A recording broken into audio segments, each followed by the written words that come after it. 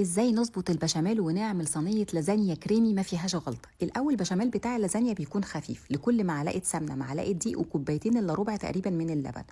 على نار هاديه بنقلب السمن مع الدقيق، واول ما ريحته تطلع بننزل باللبن بالتدريج ونقلب. هنتبل بفلفل اسود، هنزود لها شويه ملح ورشه من جوز الطيب وتدي طعم حلو قوي لحد ما نوصل للقوام ده. حشوه اللازانيا النهارده هعملها بالفراخ، فاستخدمت عشان اسهل على نفسي التتبيله المكسيكي الجاهزه من مفازه.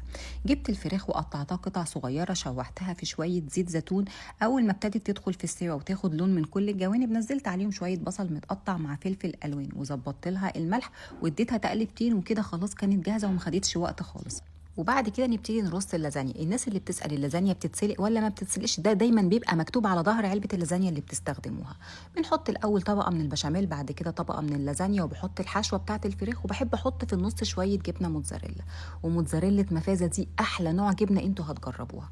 وبنكمل بنفس الطريقه لحد ما نخلص خالص. بعد كده بغرقها على الوش بشاميل وادخلها بس الفرن الاول تلت ساعه اللازانيا تستوي. في الاخر بطلعها، بحط الجبنه الموتزاريلا وادخلها تحت الشوايه تسيح وتاخد لون، وبالف هنا.